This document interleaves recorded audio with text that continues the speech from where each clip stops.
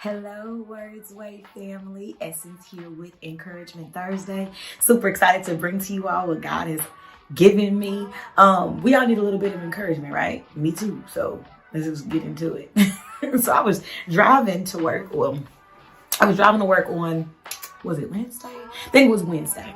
And then this morning while I was taking my son to work, God put the same thing on my heart again. So I'm so amped up to give it to you because it was a word for me, but it's a word for you too. God has already told me this is not just for me. This is for you all. This is for Words Way. This is to share with the world. So, the reality is God is about to do something really, really big. I've been saying this for months, and I know it sounds cliche, right? Because when people say that, they're like, something, your breakthrough is around the corner. And you're like, oh, girl. No, the reality is God is really about to do something. He is going to do something amazing for Words Way and for you individually, but you have to stay encouraged.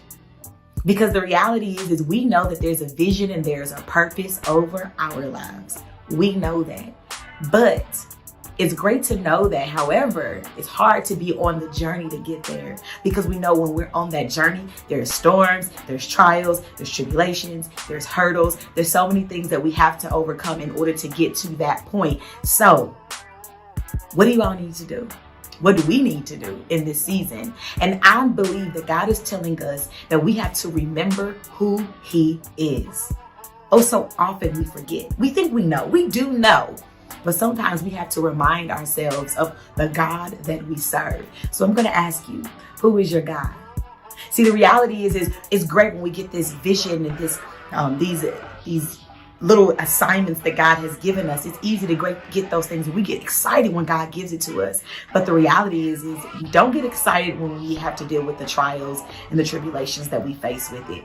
So what do we do with adversity? No one is exempt. Jesus himself faced trials and tribulations of all sorts. So we have to go through it again. But we have to remember who God is through it. Easier said than done, but who has God been in your life?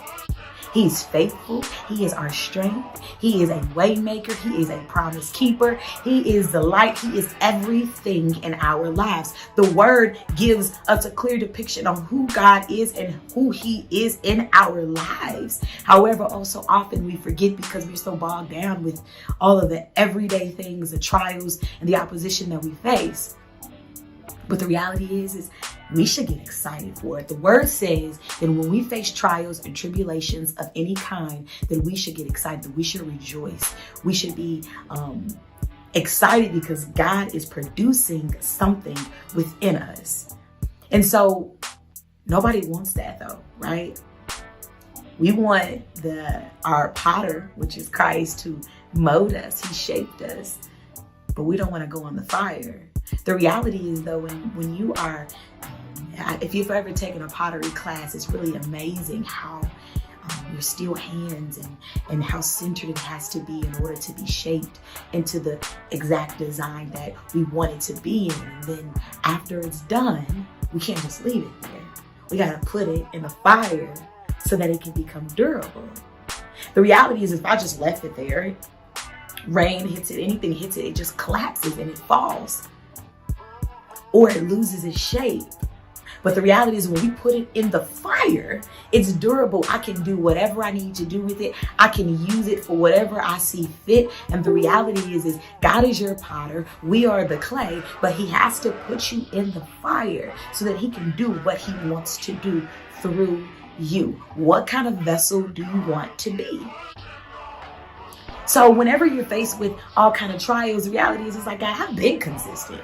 I've been doing what you told me to do. I've been obedient. So why do I have people coming from my neck? Why are haters coming out of the woodworks? Why is this happening? Why is that happening? I don't understand it because I'm doing what you told me to do. Who's your God? Is He not faithful? Is He not a promise keeper? Okay, if God said that He's going to do this, however, where you are right now, you're not seeing it happen. Is He a liar? He's not that. God is faithful. God is a promise keeper. He is consistent. And so we really don't have to question Him. So I encourage you all, whenever you're faced with your trials, ask yourself, who is your God? When things are as low as they possibly can go, you don't know how to get out of the situation, who is your God?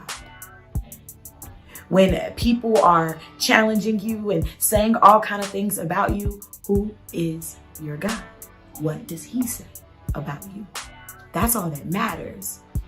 And so we have to continue to be found faithful, be obedient in everything that God has called us to do. The vision that God has given you is not null and void because there are challenges and tribulations. God isn't going to give you the vision. He's not going to give you this path or whatever it is that he has you on and then take it back and say, well, I don't want you to do it no more because I just changed my mind.